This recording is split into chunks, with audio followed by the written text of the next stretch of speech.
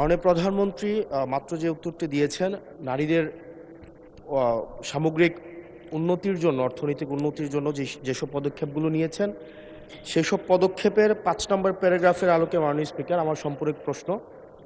মাননীয় প্রধানমন্ত্রী বলেছেন যে টোটাল ৪ কোটি পরিবারকে আমরা ফ্যামিলি কার্ডের আওতায় নিয়ে আসব। আমরা যদি ৪ কোটি পরিবারকে আমরা ফ্যামিলি কার্ডের আওতায় নিয়ে আসি, তাহলে আমাদের ১,২০,০০০ কোটি টাকা মাননীয় স্পিকার আমাদের টোটাল হচ্ছে খরচ হবে, এবং প্রসিজারাল কস্ট সহ সেখানে ১,৩৪,০০০ কোটি টাকা হচ্ছে আমাদের বার্ষিক খরচ হচ্ছে। আবার গত সপ্তাহে মাননীয় স্পিকার আমরা ফার্মার্স কার্ডের বিষয়ে জানলাম যে ২,৭৫,০০,০০০ ফার্মার্সকে আমরা ফার্মার্স কার্ডের অধীনে আমরা নিয়ে আসবো। মাননীয় সদস্য সরাসরি প্রশ্ন করুন। সেখানে ৬,৮৭৫ কোটি টাকা, যেখানে প্রসিজারাল কস্ট সহ ৭,০০০ কোটি টাকা মাননীয় স্পিকার খরচ হচ্ছে।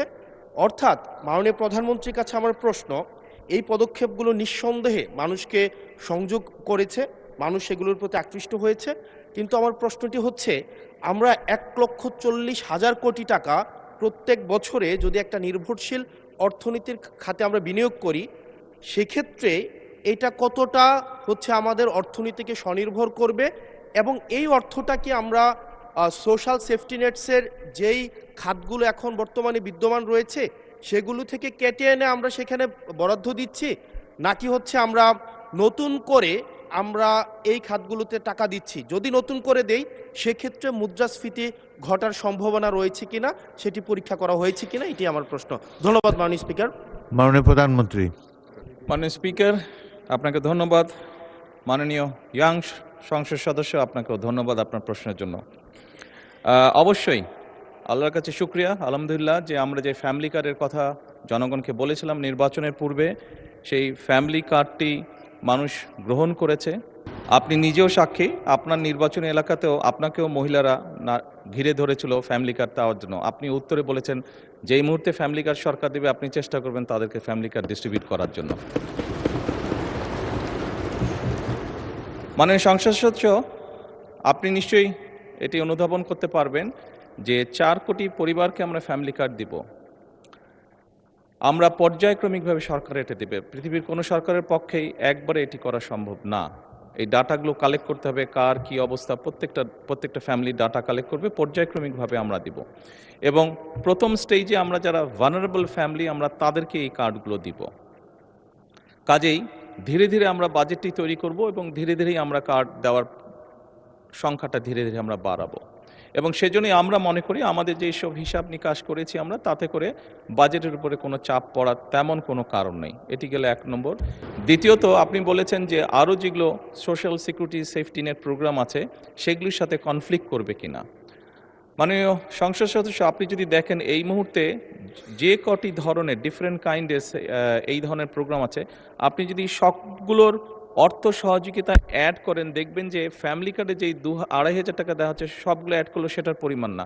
অর্থাৎ ফ্যামিলি কার্ডে যেই সহযোগিতা দেওয়া হচ্ছে টাকার ভলিউমে বেশি, ২,৫০০ টাকা কোনোটাই। সবগুলোকে একজন মানুষকে যদি সবগুলো সুবিধা দেন এই মুহূর্তে যেগুলো চালু আছে, তাহলে একজন লোক ২,৫০০ টাকার কম পাচ্ছে, বেশি পাচ্ছে না।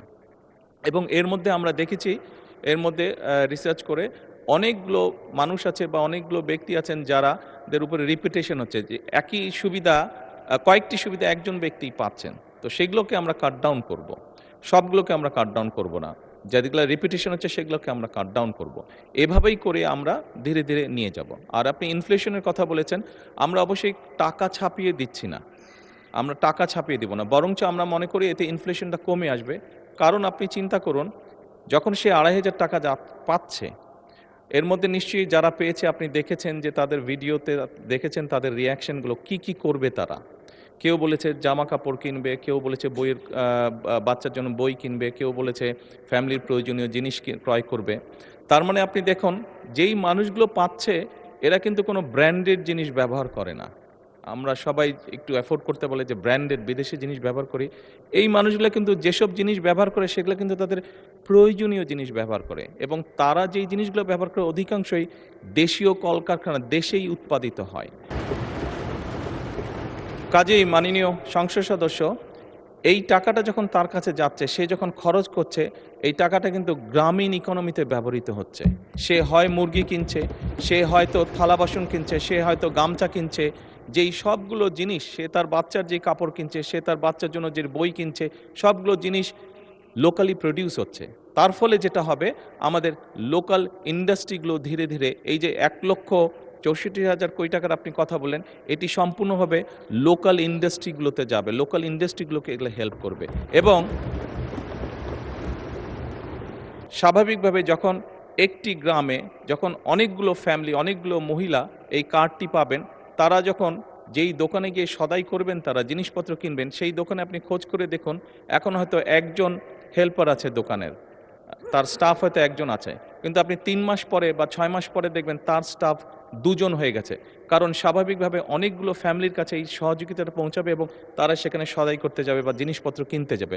ফলে ওই দোকানের মালিক যে বা দোকানটা যা চালাচ্ছে, তার তখন একজন সহকারী হবে না, তার 2 জন সহকারী হবে।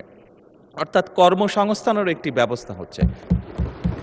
একদিকে যেরকম এইটা এক কাইন্ড অফ ইনভেস্টমেন্ট, স্টেট, রাষ্ট্রের একটা ইনভেস্টমেন্ট, যে ইনভেস্টমেন্টের মাধ্যমে ধীরে ধীরে লোকাল শিল্পগুলো গড়ে উঠবে, যে ইনভেস্টমেন্টের মাধ্যমে ধীরে ধীরে কর্মসংস্থানও গড়ে উঠবে। সেই জন্যই আমাদের হিসাব বলছে ইনফ্লেশন বরং কমবে, বাড়বে না।